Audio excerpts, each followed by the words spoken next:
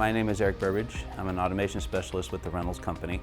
Today, I'm going to present Rockwell's EtherNet and cabinet solution. This solution is meant to simplify and improve the wiring process for your electrical cabinets.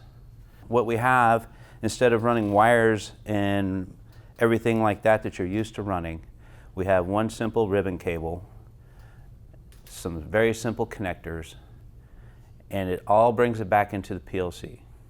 All these items are then added directly into your I/O tree, just like any device that you normally see, like a drive, like a PLC card, or anything like that. This is going to greatly improve the visibility of the push button life, the contactor life. It's also going to bring in information that you previously didn't have.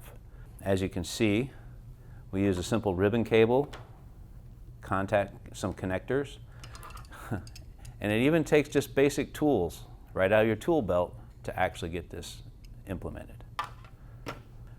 This solution here is an EtherNet solution, and that scares a lot of you because EtherNet could fail and you lose control of your system.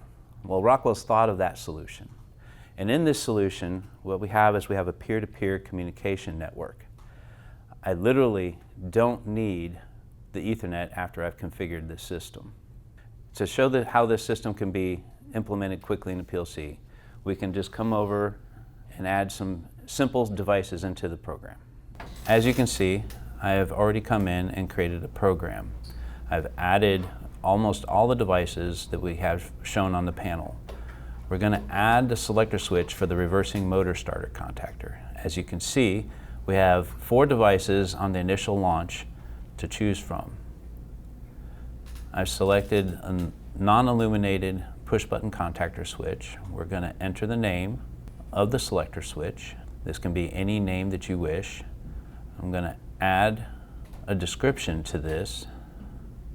We're going to select the IP address for the device, and then we're going to select that it's a 3-position selector switch. We're going to verify that it's a selector switch. As you can see, we can be a key switch or a selector switch. I've chosen selector switch, and then we say OK. We can see that we've added it to the I/O tree. Now we have to come back to the main module,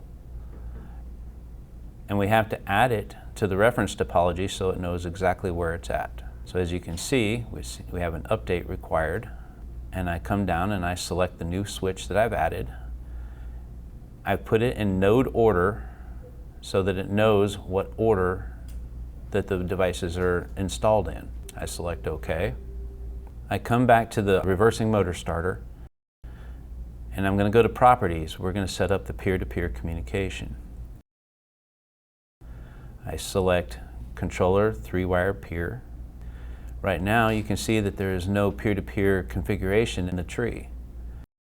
After I apply the changes, there's the configuration. I add the selector switch for the hand. I select that it's the left contact. I enable the off position and say that it's the center contact. And I put the auto as the right contact. Now I select the push button for the forward, and I select contact as the input device. I now select the push button for the reverse. Also select contact for the input device. I then select the push button for the stop. With this, I select the contact device, but if I have a peer-to-peer COM fault, I also want to stop the device. Now I say OK. I look at my configuration for my peer-to-peer, and I verify that the selector switches are the right configuration. The push buttons are what I selected, and then I select Apply. Now I download the program. Actually, I'm going to check the tags. I'm going to show you that the I/O tags come in. Everything is listed in the I/O tree. And you can see that you get the left, right, center for the selector switch. For the push button lights, as you can see, you get all the capabilities at the outputs. You can get the dimming, you can get the color, you can set everything on the outputs. You can make it blink, and then we're done. So now we've added all the devices on this system into the PLC program. We've loaded the PLC program, and now what we're going to do is we're just going to simply demonstrate the operation of the system. I've added code to actually run the devices, and what we have right now is we have the system, both contactors. I have a forward reversing contactor, I have a straight inline contactor, and I have some push buttons here to operate the contactors. Right now the systems are in auto, and if I press the button, as you can see, I am now pulsing through the operation of the buttons. We have on-off capability, we have a dimming capability, we can go to an 80% dim, and we have multiple colors with the same lighting LED. So this is demonstrating the RGB and white capability of the light. As you can see, we've now started the contactor and it pulled in, and then I can stop the contactor. We can do the same thing with the forward and reversing. We're just demonstrating a simple blinking light as we go forward. As it pulls in, the stop button comes on.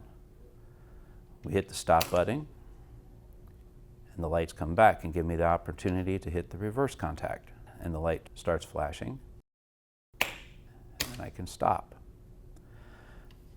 I can also have manual functionality. With the manual functionality, things work similarly as they did before, except now I have manual control over it. It's not going through an auto sequence, and everything still works. As mentioned before, we have peer-to-peer communication. So if I come in and I accidentally lose my EtherNet, as long as I am in the manual configuration, this device holds all the peer-to-peer communication for these devices. So if you have a pump station that is very critical and you need to be able to run that pump, well, I can still run the pump. I have control of this light because in the program we configured this light as a peer-to-peer communication. So this is a good indication that the pump is actually running as we did before. I don't have control of this, as I mentioned in the program.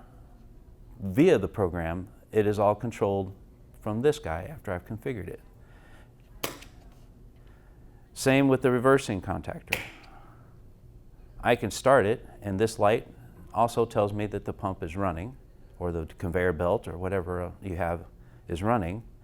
It doesn't tell me the direction, but I can change the direction, and the light still comes on. So, you are never lost when you configure the system with the peer-to-peer communication.